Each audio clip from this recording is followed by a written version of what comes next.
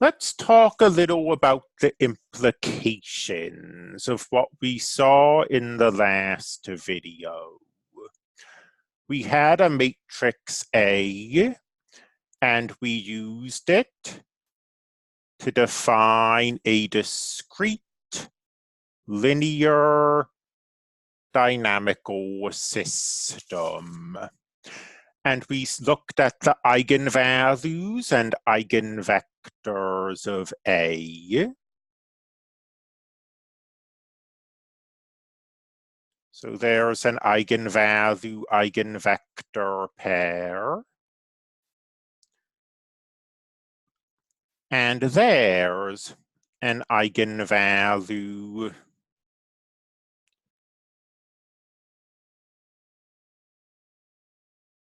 eigenvector pair. And we found that x sub n equals 7/6 times 2 to the n times this eigenvector plus 2 times 1/2 to the n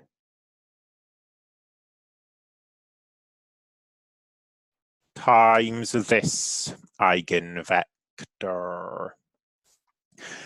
Often in problems like this, you're less interested in the specific numerical information you can get from an equation like this than you are in identifying the long-term trends of the system.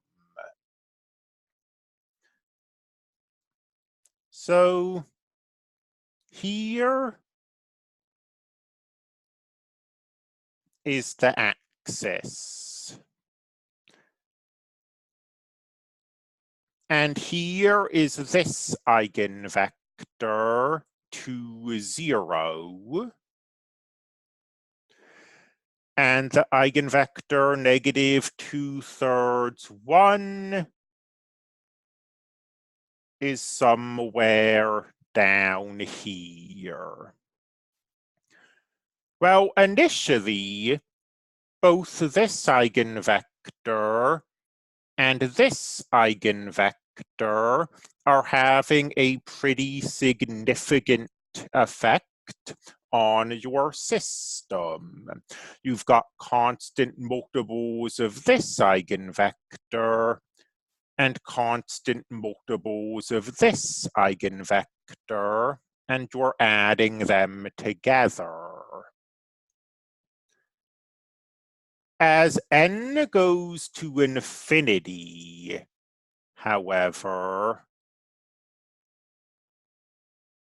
this second term is going to 0. This 1/2 to the power of n goes to 0 exponentially. And of course, this 2 and this vector are constant. So you've got something going to 0 exponentially times a bunch of constant stuff. The result goes to 0 exponentially. That tells you that as time passes, this eigenvector is mattering less and less. X sub n is looking more and more like this term over here, because this thing that's going to 0 is having less and less of an effect on the system. Well, what we have here is a constant multiple of this eigenvector. So this here remains on this axis. And as x goes to infinity,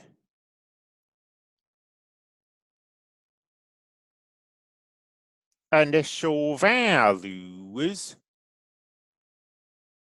converge asymptotically to this axis. Because whatever your initial value was, by say n equals 1,000, this will be so close to 0 that it might as well not be there. And all that you have left is the scalar multiples of this eigenvector along this axis.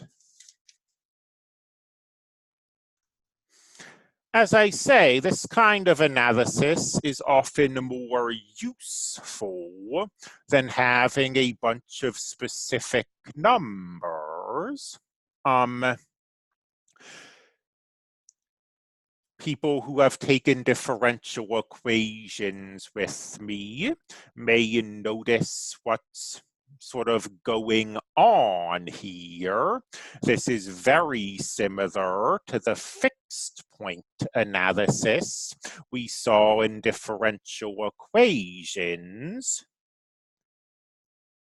In particular, if you happen to remember differential equations in this much detail, trajectories of this discrete linear dynamical system basically look like saddle nodes. And we'll discuss that very briefly down the line.